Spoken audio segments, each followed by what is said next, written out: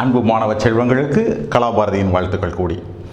இப்போ ஒரு fantastic problem செய்ய போகிறோம். That is regarding angular momentum. So இப்போ பிள்ளைங்களுக்கு இந்த மொமெண்டம்னா உங்களுக்கு தெரிஞ்சிருக்கும். ஆங்குலர் மொமெண்டம்னாலும் தெரியும், பட் அந்த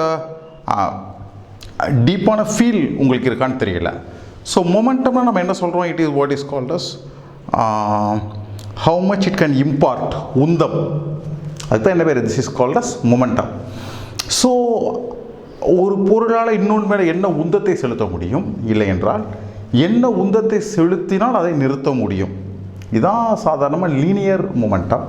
so it is defined as mass into velocity, right? So linear மொமெண்டத்துக்கு பதிலாக ஆங்குலர் மொமெண்டமாக இருந்துச்சுன்னா, ஒரு கனமான பொருள் சுற்றுச்சுன்னா you try to catch it, you cannot, right?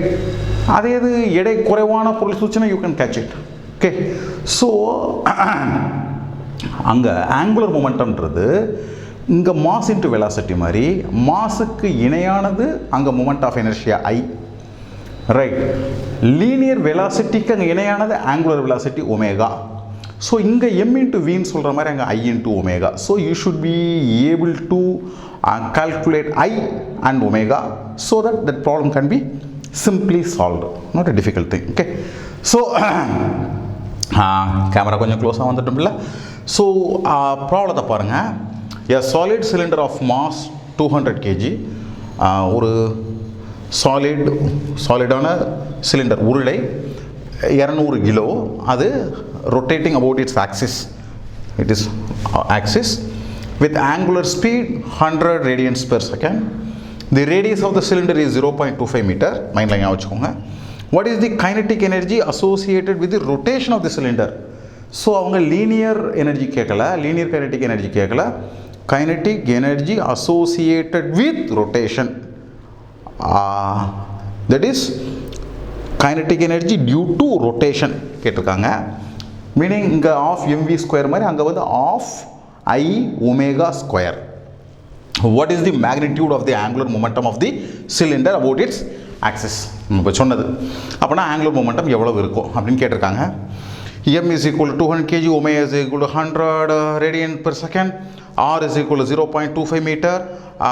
That is this means this is energy due to rotation, er. Camera close இருக்கலாமா? Then L is equal to how much? L means angular momentum. இதான் கேட்டிருக்காங்க பிள்ளைங்களா. So this is of I omega square. This is angular momentum. So this is I omega. இதான் பிள்ளைங்களா கேட்டிருக்காங்க. Now let us proceed. So solid cylinder பொறுத்த வரைக்கும் moment of inertia is given by the simple expression mr square divided by 2. m கொடுத்திருக்காங்க, r கொடுத்திருக்காங்க, 2 கொடுத்திருக்காங்க. Simply this can be calculated as 6.25 kilogram meter square. Okay, then kinetic energy is equal to half I omega square. Half தெரியும், I just calculated, அதை substitute பண்ணிடலாம். Omega பார்த்தோம் 100 radians per second.